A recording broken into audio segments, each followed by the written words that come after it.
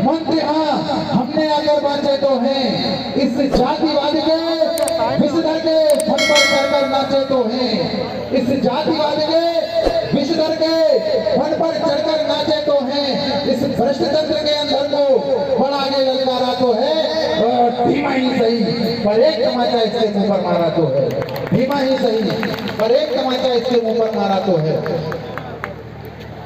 आप सब लोग यहाँ बैठे हुए हैं, मैं अलीगढ़ से चल के आया हूँ, आप लोगों के बीच में हूँ। यकीन मानिए, मुझे सच सच बताइए कि अगर आप लोग, मैं कुछ चीजें एक बात बताऊंगा, बताइए कि एक मान लो ये दीवार है, आप लोग जरा ध्यान से सुनना, ये दीवार है और ये दीवार आपकी चोरी चकारी डकैती को रोकती है, लेकिन इस दीवार में कुछ ईंटें मिट्टी की लगी हैं और मिट्टी की दीवार पे जब पानी फेंका जाएगा तो वो मिट्टी की दीवार पानी सोख लेगी और वो मिट्टी गल जाएगी, दीवार गिर जाएगी और चोरी चकारी हो जाएगी। मैं एक दीवार और बताना चाहता हूँ, हमारे समाज में एक दीवार है, कुछ मजबूत लोग हैं, पुख्ता लोग हैं, लेकिन कुछ लोग ऐसे हैं जो शराब या बीड़ी सिगरेट तंबाकू इनको सोख लेते हैं, और जब सोख लेते हैं तो यकीनी तौर पे बता रहा हूँ कि वो आपके समाज के लिए, वो लोग जो अपने काम पे मुस्तैद हैं, मजबूती से गड़े हुए हैं, उनके लिए भी वो हानिकारक हो जाती है। इस वजह से आप मुझे बताइए कि आपका कौन सा महापुरुष ऐसा है कि जो शराब पीता हो, बीड़ी पीता हो या सिगरेट पीता हो। आप सिर्फ और सिर्फ अगर आप अपनी बेहतरी के लिए करना चाहते हो तो अपने महापुरुष को समझना और पढ़ना सीखो। महापुरुष को अभी जैसे हमारे एक वक्ता ने बताया कि प्राण प्रतिष्ठा हुई, सच बताना प्राण प्रतिष्ठा किसे कहते हैं? ये इसमें मान लो जिसमें जीवन ना हो, बोलने सुनने कहने का कोई अधिकार ना हो, तो उसे ही तो प्राण प्रतिष्ठा कहेंगे। सच बताना मेरी कौम के लोगों, क्या बाबा साहब के संविधान लिखने से पहले आपको बोलने सुनने उठने बैठने का ठीक से अधिकार था? तो सच बताइए, बाबा साहब ने संविधान लिख करके क्या किया? आप लोगों की वो प्राण प्रतिष्ठा की है कि मैं अलीगढ़ से चल के आपके बीच में हूँ और तमाम लोग दूर दराज से आपके बीच में आए हैं। ये सच्ची प्राण प्रतिष्ठा है जिसको करने का काम सिर्फ और सिर्फ आपके महापुरुष के हाथ पे ही चढ़ा और बाकी किसी के पास में भी नहीं है। बहुत लोग कहेंगे जैसे तो भाई है, सब लोग कह रहे हैं कि भाई ये पाखंडवाद ये है, पाखंडवाद वो है। मैं चूंकि पेशे से डॉक्टर हूँ, इस वजह से बता रहा हूँ कि पाखंडवाद जब तक नहीं पनपेगा जब तक आप अज्ञानी ना होंगे।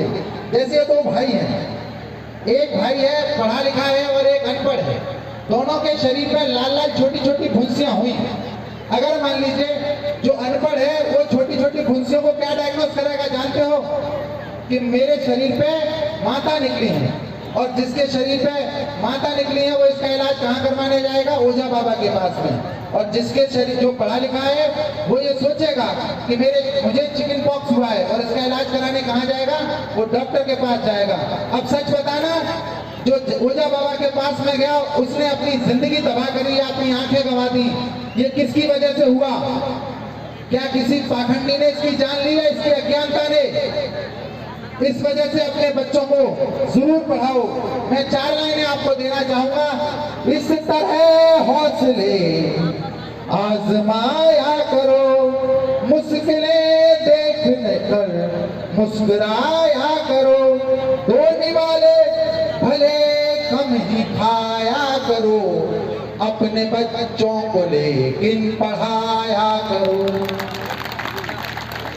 मेरी माताएं बहनाएं, मैं आपसे एक निवेदन कर रहा हूँ। बहुत किसी कपड़े में कोई जेब लगी हुई है, इसका मतलब आप जानती हैं आजादी के 70-75 साल, और आपको पैसे रखने का अधिकार आज भी नहीं। एक जरा सा बच्चा जिसकी जेब में, जिसके शरीर पे 6-6 पॉकेटें हैं, और ये कैसे बदल पाओगी?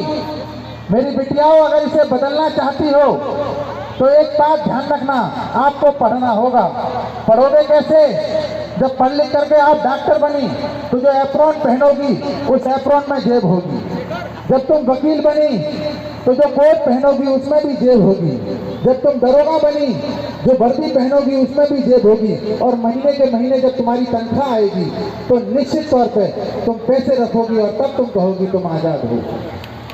मेरी माताओं बहनों, मुझ जैसे तमाम डॉक्टर, जब बेटा रफ्तार हो जाता है तो बिटिया अपने माता पिता को पालन पोषण करती है। क्या आप ये नहीं मानती हो कि जो डीएनए मेरे अंदर है वो डीएनए आपके अंदर भी है? इसका मतलब आप भी बाबा साहब की बेटी हो। अगर बाबा साहब की बेटी हो तो मैं बता रहा हूँ, मुझ जैसे डॉक्टरों ने, मास्टरों ने, इंजीनियरों ने तो धोखा दिया, धोखा देने में तुम भी पीछे नहीं हो। तुम बाबा साहब की जयंती भी मनाती हो, इन महासम्मेलनों में भी आती हो और 9 दिन की लोटा पार्टियां भी करती हो। ऐसा गंदा काम महापुरुष के साथ में मत करना। अगर सच में तुम यहाँ से अपने महापुरुष को श्रद्धांजलि देना चाहती हो तो एक भाई का सिर्फ आंखों में आंसू देते हुए तुमसे वचन है, अपने कलेजे पे हाथ रख के ये वचन दे करके जाना कि कुछ भी करेंगे अब अपने महापुरुष को धोखा न देंगे, क्योंकि तुमने मात्र अपने महापुरुष को जिंदा कर लिया तो निश्चित तौर पर बता रहा हूँ इस महापुरुष को मारने वाला कोई है नहीं। जानते हो, दुश्मन भी इस बात में ये कहता है कि जिंदा डॉक्टर अम्बेडकर से खतरनाक मुर्दा अम्बेडकर है। वो जानते हो कैसे? क्योंकि जब डॉक्टर अम्बेडकर की प्रतिमा की नाखून भी छिल जाए तो सड़कें जाम हो जाती हैं, संसद रुक जाते हैं। इसका मतलब जानते हो कि आप सब लोगों के दिलों में छोटा छोटा अम्बेडकर है और वो बड़ा अम्बेडकर जब बनता है जब आप एक पुष्प होकर के तैयार होते हो। महापुरुष कितने दिन जिंदा रहेगा ये तय आप करोगे। शाम दर शाम जलाए जाएंगे तेरी यादों के दिए, नस्ल दर नस्ल तेरा नूर नुमाया होगा। और मुर्दा कहता है तुझे कौन, तू जिंदों में जिंदा और मुर्दों में मुर्दा होगा। महापुरुष कितने दिन जिंदा रहेगा ये तय आप करोगे। अगर इस प्रांगण से उठ के जाती हो तो मेरी माताओं बहनों जितनी भी हो, अगर आपने ये तय कर लिया कि आप अपने महापुरुष के साथ दोगला चरित्र नहीं। जानती हो, जब आपको पढ़ाने के लिए माता सावित्रीबाई फूले रोड रोड घूम रही थी, उस वक्त उसके ऊपर कीचड़ फेंका जा रहा था। अगर तुम आज भी ऐसी गंदी व्यवस्था को पूछने के लिए जाती हो, ईमानदारी से बात बता रहा हूं, तुम्हारी उस माता सावित्रीबाई फूले का कीचड़ कौन पहुंचेगा? तुम्हारे पास में ये दौर आया है कि आओ आगे आकर अपने महापुरुषों के मुंह में फेंका हुआ कीचड़ पहुंच डालो।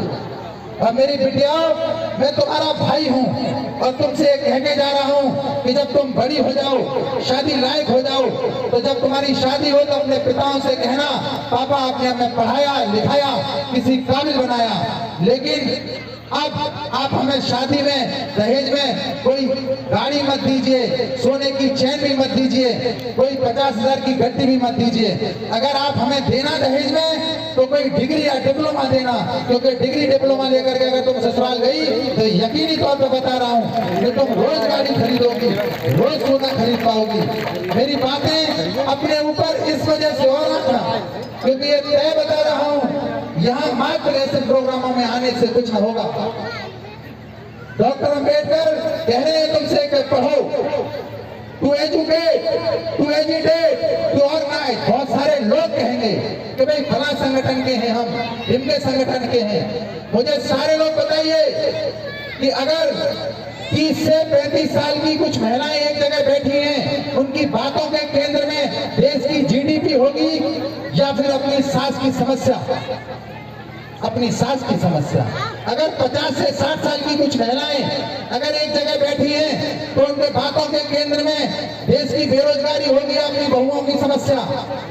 इसका मतलब जानती हो, उन सास ने अपनी बहुओं के खिलाफ एक भी संगठन नहीं बनाया, उस बहू ने अपनी सास के खिलाफ एक भी संगठन नहीं बनाया, लेकिन अपनी सत्ता कि कल को ये लड़का कहीं ऐसा न हो कि अपने चंगुल में ले ले, और लड़की ये सोचती है कि कहीं माँ अपने चंगुल में न ले ले, तो लड़का सत्ता है और उस सत्ता के लिए वो पूरी तरीके से ऑर्गेनाइज है, वो ऑर्गेनाइजेशन नहीं बनाती। आप सब लोग तमाम ऑर्गेनाइजेशन बनाते हो, लेकिन अपने हक हुकूक और सत्ता के लिए ऑर्गेनाइज नहीं हो।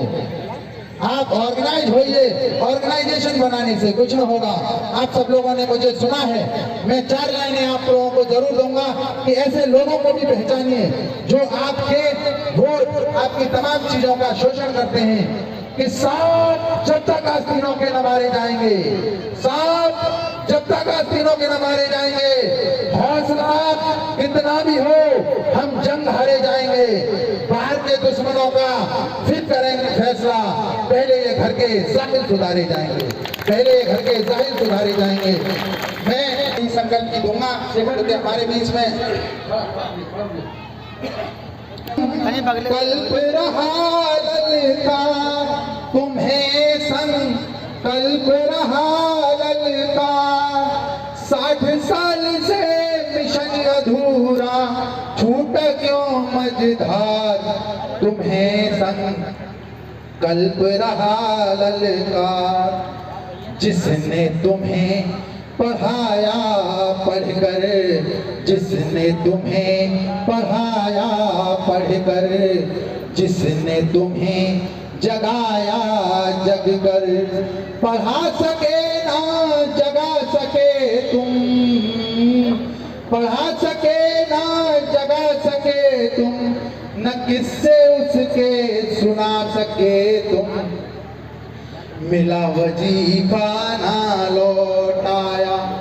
जाने कितने master, doctor, engineer, IAS, PCS हुए वजीफा लेकर के, क्या एक ने भी समाज में आकर के वो वजीफा लौटाया? नहीं लौटाया। मिला वजीफा ना लौटाया, मुकर गए वस्तार, तुम्हें संकल्प रहा ललकार। ये जरूरी लाइन है और उसके बाद मैं खत्म कर दूंगा कि मत अधिकार दिलाकर जिसने राजकाज का अवसर दीना, मत अधिकार दिलाकर जिसने राजकाज का अवसर दीना, वोट की सौदेबाजी करके अपना मतलब हल कर लीना, वोट की सौदेबाजी करके अपना मतलब हल कर लीना, सत्ता से क्यों दूर हो गए, सत्ता से क्यों दूर हो गए, सत्ता के हकदार, तुम्हें संकल्प रहा ललकार। आप सब लोगों ने मुझे सुना, उसके लिए बहुत बहुत साधुवाद। मैं एक आखिरी लाइन आप लोगों से जरूर कहूंगा कि आपके बीच में बहुत शानदार आपके प्रधान प्रतिनिधि हैं। यकीनी तौर पर बता रहा हूं कि जो व्यक्ति महापुरुष के मिशन मूवमेंट के प्रति मुस्तैद है, यकीनी तौर पर बता रहा हूं कि अपनी चमड़ी पे अपने खून से लिख के जा रहा हूं कि जीवन में हो सकता है कि ये तुम्हारे शौचालय न बना पाए, लेकिन तुम्हारे बच्चे सचिवालय जाएं, इसके लिए मुस्तैद रहेगा। और जब बच्चे सचिवालय जाएंगे तो यकीनी तौर पर बता रहा हूँ आप सब लोगों को वो दे पाएंगे जो जिनके लिए वो बने हुए हैं। आप सब लोगों ने मुझे सुना, उसके लिए बहुत बहुत साधुवाद। जय भीम, नमो बुद्धाय।